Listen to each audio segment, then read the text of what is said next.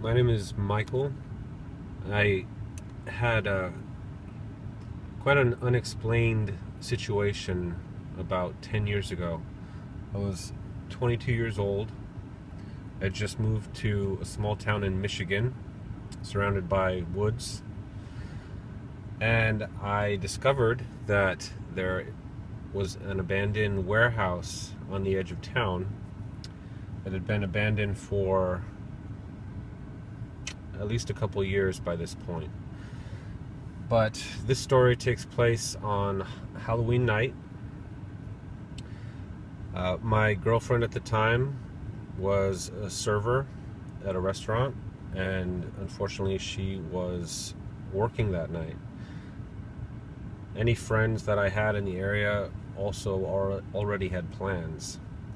So I decided that I would go find an adventure on my own.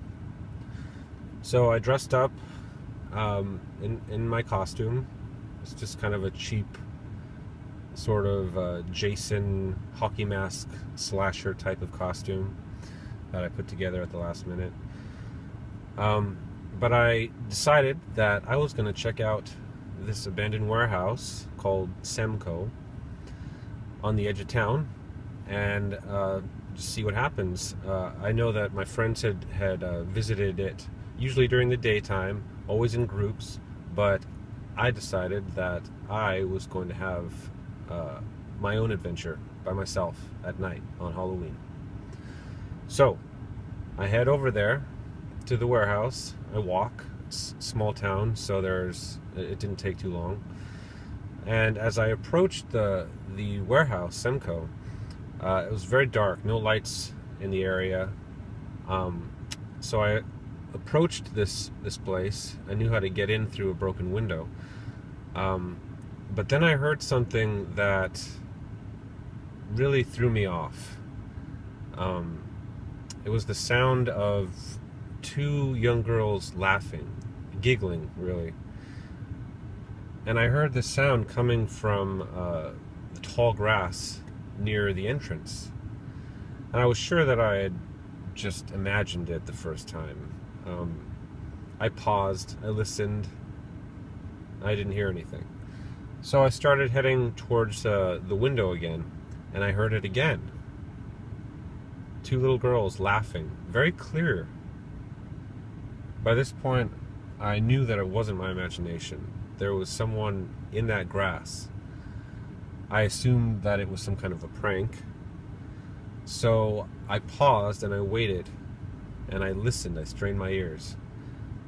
And I heard it one final time, clear as day. There were two little girls, or someone pretending to be two little girls, in those bushes. So I braced myself, and I leapt right into the middle of that tall grass. There was no one there. There was no one anywhere nearby. I listened, I strained my ears as hard as I could. I watched for 5 minutes, and by the end of those 5 minutes I was convinced that there really wasn't anyone there. There's no way that they could have escaped without me hearing it. It was very quiet. So, suitably freaked out by this point, I braced myself, and I am determined at this point to go inside. I'm not going to let some giggling little girls chase me off. So I go inside the warehouse. I was foolish enough to not bring a flashlight, so I was using the light of my cell phone. Exploring. It's a very large warehouse. There are many mysterious things in it, like a locked vault, classified documents strewn all about the floor. I even found a dollhouse inside that seemed to be partially burned in a fire. All this is interesting, but I needed more. So I decided, my friends had never been to the roof, I was going to the roof. So I climbed the roof. There's a ladder on the outside of the building. I climbed to the top, and what I found there was even more baffling. there was an old 60s television set up on top of the roof with a small coffee table and 3 large armchairs. It must have been very difficult to get those things on the roof, and there was no obvious way that I could see that was even possible. It's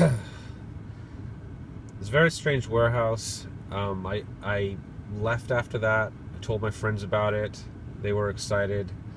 And I decided then and there that I would go back. This time with one of my friends.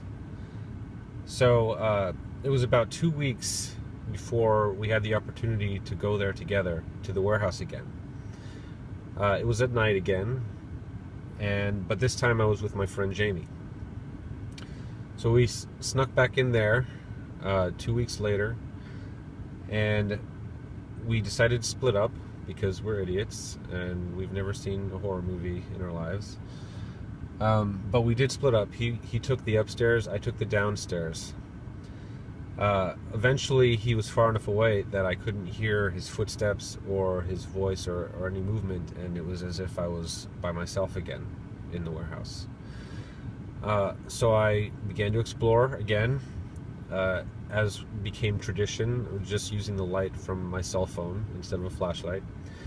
And what startled me is I could see off in the distance, on the other side of the warehouse, the production floor, I could see 2 reflective eyes staring back at me, swaying slightly.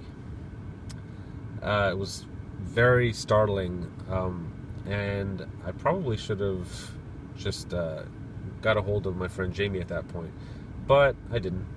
I started moving slowly towards these eyes, these animal eyes. I got closer and closer, and I started to make out antlers. I got closer and closer until I realized that there was no body to go with the head. There was a severed deer head chained to the ceiling, swinging back and forth, with all the entrails and guts and blood just hanging out of the neck of the thing. Was not there before, and it was swaying slightly as if maybe someone even set it up recently. I eventually got a hold of my friend Jamie, and he was suitably freaked out, and at that point we left, and we have never been there since then. But it was a very strange experience.